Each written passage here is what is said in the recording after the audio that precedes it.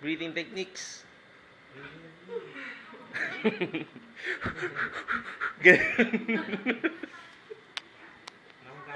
Ayan yung mga anak ka na. Dali.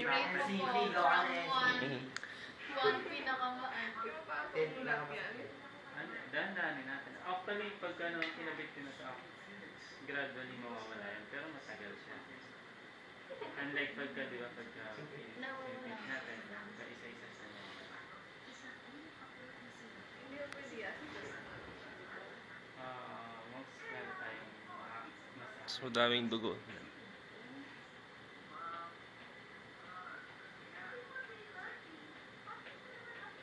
Kuya, kailangan ko graduate. Pwede pala lahat. Kuya, Graduate ka, 2005.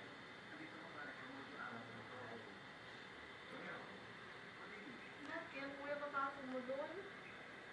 Una pa lang sakit na.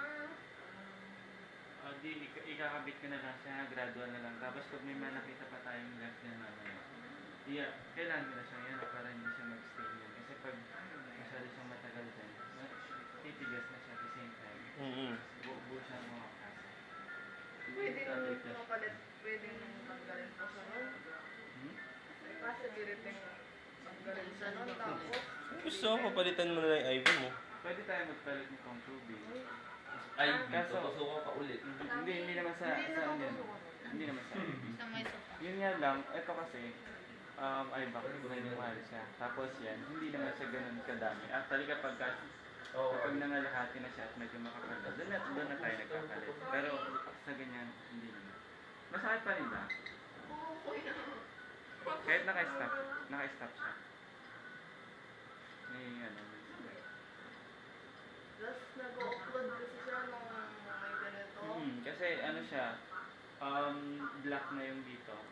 Puro blood na kasi, kaya hindi na siya nakadaan. Yung pressure na ina-apply nito, compared sa pressure na ina-apply ko, hindi siya enough para maipasok na yun.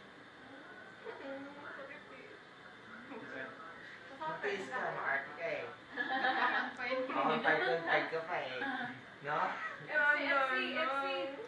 hindi okay na. Hindi ko naman na siya ito-pressure. Ano na lang. At the same time, pinch na lang yung gagawin ko. Yan. Pakonti-konti naman yung Nurse ba lahat?